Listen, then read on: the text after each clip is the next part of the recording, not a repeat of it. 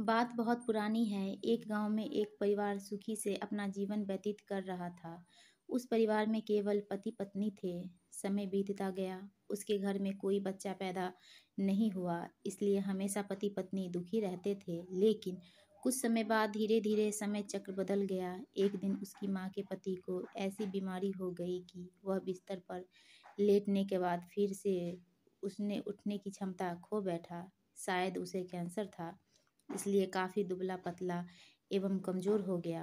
अब वह माँ अपने पति को बीमारी से बचाने के लिए शहर-शहर भागने लगी। हर तरफ से लाचारी हाथ मिलने पर वह मायूस होकर पति को घर ले आई। घर लाकर पति की हालत धीरे-धीरे बिगड़ती गई। इस दौरान पति को पता चला कि उसकी पत्नी पेट से है। जब उसने यह बात अपने पति को बताई तो पति ने कहा कि अब उसे मरने से पहले यह चिंता नहीं है कि उसके कोई संतान नहीं है। अब यदि मैं मर भी जाऊं तो यह बच्चा जन्म लेगा और आपके जीवन का सहारा बनेगा और आपके बुढ़ापे की छड़ी बनेगा। तुम अपना जीवन बच्चे के साथ व्यतीत करना। और यह सब कहकर पति ने अपने प्राण त्याग दिए। पत्नी ने पति का अंतिम संस्कार किया, लेकिन उसके मन में बहुत दुख था। लेकिन यह कहकर उसने अपने मन को आश्वस्त कर लिया कि उसके पति का प्यार, उसके घर में एक छोटा बच्चा एक दिन इस दुनिया में जन्म लेगा और वह मेरे बुढ़ापे का सहारा बनेगा। अब धीरे धीरे समय बीतता गया और बच्चे के जन्म का समय आ गया। तब उस माँ ने एक पुत्र को जन्म दिया। माँ अब पूरी तरह से उस पर निर्भर थी और बच्चे का पालन पोषण करती रहती थी। धीरे धीरे अब उनका बेटा 5 साल का हो गया, इसलिए माँ ने अपने बेटे को एक स्कूल में पढ़ने के लिए भेज दिया। माँ की ममता विलक्षण होती है, इसलिए माँ अपने बेटे से बहुत प्यार करती थी। माँ अपने बच्चे का दर्द नहीं देख सकती, इसलिए माँ उस बच्चे का दुख एवं दर्द स्वयं उठाती थी। अमीर लोगों के घरों में काम करके कुछ पैसे बचाती थी।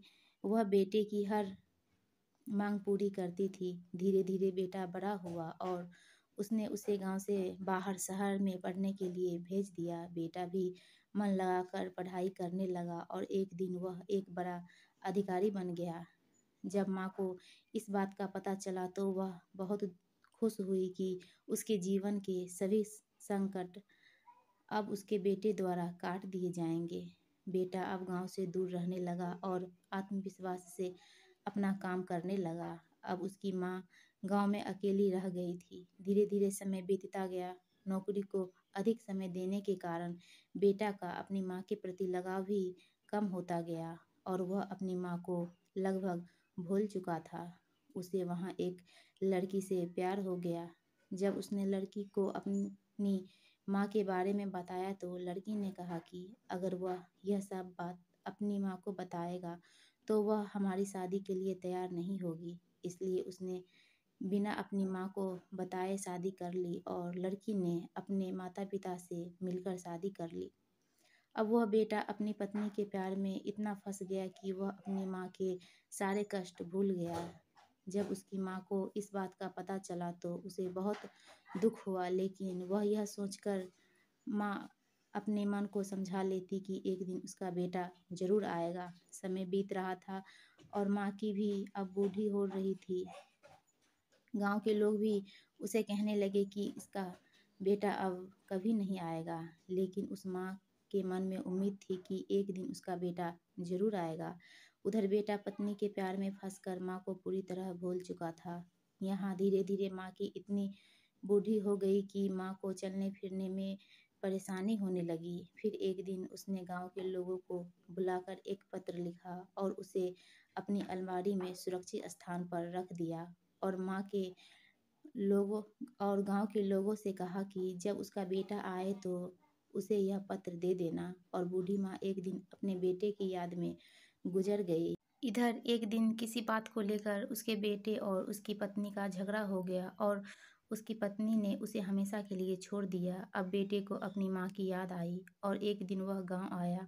गांव में आकर उसे पता चला कि उसकी माँ अब इस दुनिया में नहीं रही और लोगों ने उससे बहुत बुरा भला भी कहा कि तेरी माँ तेरी याद में मर गई, तुम्हारे नाम कि एक चिट्ठी रख गई है। बेटे ने जब वह चिट्ठी खोलकर देखी तो उस चिट्ठी में माँ के उस दर्द भरे जीवन का सारा दर्द लिखा था और अंत में लिखा था कि बेटा, अगर मेरे कारण से आपके पारिवारिक जीवन में कोई बाधा आती है तो मैं जीवन भर आपसे अलग रहूंगी।